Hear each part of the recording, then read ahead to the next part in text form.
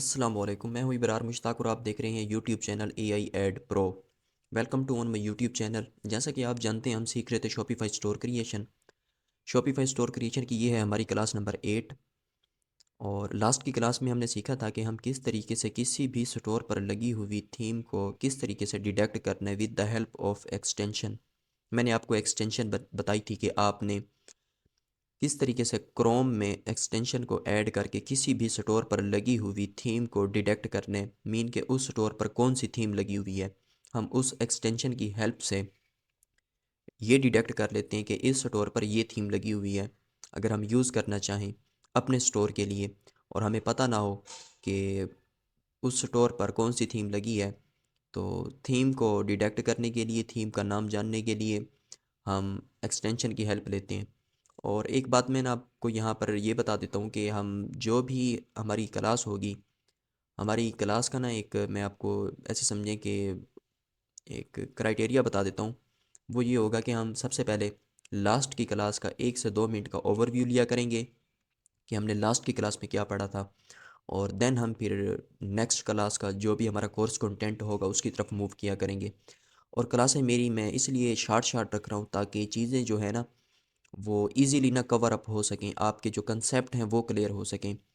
बनाने के लिए मैं 1 घंटे की भी वीडियो बना सकता हूँ, मगर 1 घंटे की जो वीडियो होती है उसमें जो हमारा इंटरेस्ट होता है वो सही तरीके से ना डेवलप नहीं हो रहा होता। अब मैंने आपको लास्ट की क्लास का ओवरव्यू छोटा सा दे देता हूँ। लास्ट की क्लास में हमने देखा था कि हम अली हंटर एक्सटेंशन की हेल्प से किसी भी स्टोर पर लगी हुई थीम को किस तरीके से स्पाई कर सकते हैं। मीन कि हम ये जान सकते हैं कि इस स्टोर पर ये थीम लगी है। ये हमने एक्सटेंशन क्रोम में ऐड की थी और हमने ये देखा था कि इस स्टोर पर ना कौन सी थीम लगी है, क्योंकि ये हमारा आइडियल स्टोर है। अब हम चलते हैं अपने कोर्स की नेक्स्ट क्लास की तरफ।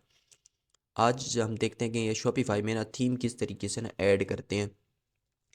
सबसे पहले ना मैं ये करता हूँ कि हमारा ये जो स्टोर है ना माई स्टोर, इसका ना हमने नाम चेंज करते हैं। मीन के इसका नाम किस तरीके से ना चेंज होता है वो हम देखते हैं। इसका नाम चेंज करने के लिए आपने करना ये कि आपने यहाँ पर सेटिंग्स आ रही हैं, सेटिंग्स में आ जाना है।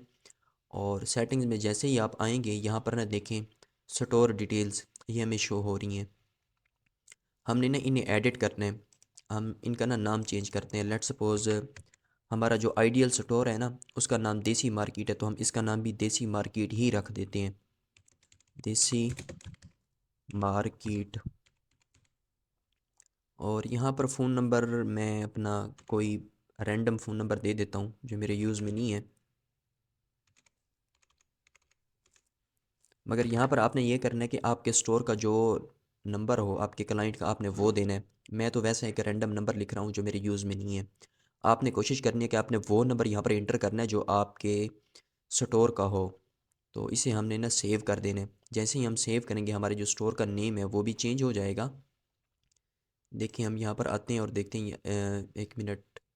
हाँ ये आ रहा है, हमारे स्टोर का नेम देसी मार्केट आ रहा है। हम इसे थोड़ा रिफ़्रेश करते हैं ताकि हमारे जो स्टोर का नेम है देख सके कि चेंज हुआ कि नहीं हुआ। ये देखें हमारे स्टोर का जो नेम है वो देसी मार्केट अब आ रहा है। अब हम इस देसी मार्केट का जो स्टोर है इसी को ना कस्टमाइज़ करेंगे। और मैंने आपको तरीका बता दिया कि आपने स्टोर डिटेल में आकर ना यहाँ पर स्टोर का नाम चेंज कर लेना है। करना चाहें तो कर लें, ना करें तो कोई मसला नहीं है। अब हमने स्टोर का नेम चेंज कर लिया और हमने एक थीम को भी डाउनलोड किया था। मैंने आपको बताया था कि DBTify थीम जो इस स्टोर पर लगी हुई है, हमने उसी DBTify थीम को कस्टमाइज़ करना है। क्योंकि DBTify थीम जो है ना ये सबसे आसान थीम है शॉपिफाई की। जो भी स्टोर DBTify थीम पर बने हुए हैं आप उनको देखें। मैं आपको स्टोर एक दिखा देता हूँ। ये एक स्टोर बना हुआ है और एक और स्टोर मैंने देखा है जो DBTify थीम पर बना है, किचन प्लस मेरे ख्याल में उसका नाम है। मैं आपको वो स्टोर भी दिखा देता हूँ। ये रहा हमारे पास किचन प्लस। ये स्टोर भी DBTify थीम पर डिज़ाइन किया गया और DBTify जो थीम है ना उस पर बनाया गया है ये वाला स्टोर। 1 मिनट लोड होकर आ जाए, देखें कितना प्यारा ये स्टोर लग रहा है।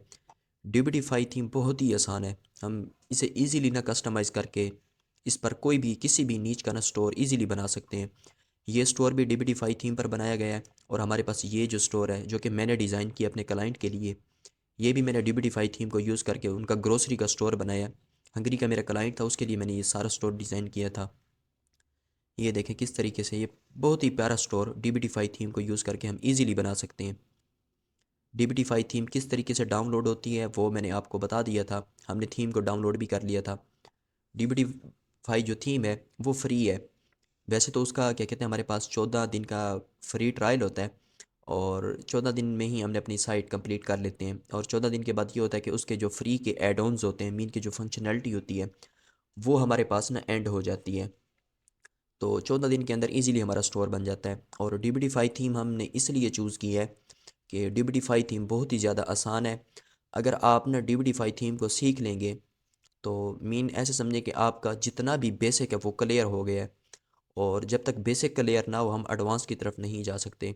हम DBT5 थीम को भी कस्टमाइज़ करेंगे, हम एला थीम जो शॉपिफाई की है उसे भी देखेंगे और मोशन थीम है उसे भी देखेंगे और उसके साथ शॉप्टिमाइज एक थीम है उसे भी हम देखेंगे। मीन के जितनी फेमस थीम्स हैं हम उन सभी को ना देखेंगे कि किस तरीके से ना उन थीम्स को ना हम कस्टमाइज़ करके उन पर स्टोर डिज़ाइन कर सकते हैं। मैंने स्टार्ट में क्योंकि बेसिक क्लियर करने के लिए DBT5 थीम को चूज़ किया और DBT5 थीम मैं आपको सिखाऊंगा। DBT5 थीम जो है ना वो किस तरीके से ना कस्टमाइज़ होती है। चलते हैं हम अपने ना टॉपिक पर। जैसा कि मैंने आपको बताया कि हमने ना DBT5 थीम को डाउनलोड किया हुआ है और अब हम देखते हैं कि स्टोर के अंदर जो थीम है वो किस तरीके से ऐड होती है। हम मेन डैशबोर्ड में आ चुके हैं, थीम्स पर आपने क्लिक कर लेना है। ये ऑनलाइन स्टोर का मतलब होता है कि हमारा जो स्टोर है जिस पर हम काम कर रहे हैं ये उसका मेन डैशबोर्ड है। थीम्स पर आपने क्लिक करना है तो हमारे पास इस तरह का डैशबोर्ड आ जाएगा। ऐड थीम यहाँ हमारे पास आ रहा है, आपने ऐड थीम पर क्लिक करना है और आपने अपलोड ज़िप फाइल, क्योंकि थीम की जो भी फाइल्स होती हैं वो in the form of zip होती हैं तो हमने ज़िप फाइल को ना अपलोड करना होता है। हमने जो DBT5 की थीम थी डाउनलोड की थी वो भी ज़िप फाइल में थी। हमने उस फाइल को ना क्या कहते हैं डाउनलोड जो डाउनलोड की हुई है उसे अपलोड करते हैं। अपलोड ज़िप फाइल इस पर क्लिक करते हैं, ऐड फाइल, और ये हमारी फ़ाइल जो DBT5 देखे लिखा हुआ आ रहा है DBT5, इसे सेलेक्ट करके ओपन कर लेंगे। हमारी जो थीम की फ़ाइल है ये कुछ टाइम लेगी और उसके बाद ना ये फ़ाइल अपलोड हो जाएगी। हमारी फ़ाइल जो है वो अपलोड हो चुकी है। क्लासें यार मैं इसलिए थोड़ी शॉर्ट रख रहा हूँ ताकि जो कंसेप्ट है ना आपका जो बेसिक है ना वो क्लियर हो जाए। क्लासें अगर लंबी करेंगे तो उससे ना आपकी जो कंसंट्रेशन है ना क्लास के साथ वो ना सही तरीके से नहीं रहती, इसलिए ना मैं छोटी छोटी क्लासें बना रहा हूँ।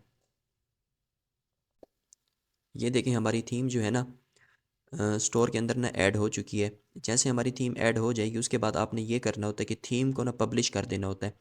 वैसे तो हमारे पास जब हम शॉपिफाई पार्टनर प्रोग्राम के अंदर स्टोर ऐड करते हैं तो डॉन की ना एक डिफ़ॉल्ट थीम हमारे पास लगी हुई आ जाती है, मगर हमने इस थीम को यूज़ नहीं करना होता, हमने किसी भी ना पेड थीम को ना यूज़ करना होता है।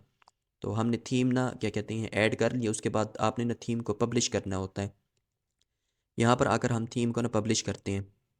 जैसे ही हम पब्लिश करेंगे तो हमारा क्या कहते हैं जो स्टोर पर थीम है वो लग कर ना आ जाएगी। अब इस थीम का क्या कहते हैं जो स्ट्रक्चर है वो अगर आपने देखना हो कि भाई किस तरीके से ना ये लग कर आई है तो उसके लिए ये होता है कि आपने ना यहाँ पर ऑनलाइन स्टोर आ रहा है, ये आई का बटन बना हुआ आ रहा है, आपने ना इसे न्यू टैब में ना ओपन करके देख लेना है कि किस तरीके से ना आपके स्टोर का ना आ रहा है जो हमने थीम लगाई है। देखिए इस तरीके से ना थीम हमारी आ रही है जिसे हमने ना कस्टमाइज़ करना है, इस पर कुछ भी नहीं है। और जब हम इसे कस्टमाइज़ करेंगे तो हमारा जो स्टोर है, क्योंकि हमने ये एक आइडियल स्टोर लिया हुआ है, हमने बिल्कुल डिक्टो कॉपी इसी तरह का स्टोर डिज़ाइन करना है। देखें किस तरीके से ये स्टोर है, हमने भी इस थीम पर इसी तरह का ना स्टोर बनाना है। ये हमारी थीम लग चुकी है, ये थीम के आ रहे हैं, ये इनकी सेटिंग वगैरह करनी पड़ती है। तो थीम किस तरीके से लगती है और किस तरीके से पब्लिश होती है वो मैंने आपको बता दिया है। नेक्स्ट क्लास में हम थीम को कस्टमाइज़ करना सीखेंगे, देखेंगे कि थीम को ना किस तरीके से कस्टमाइज़ किया जाता है। मिलते हैं नेक्स्ट क्लास में, अपना रखिए ख्याल, अल्लाह हाफिज़।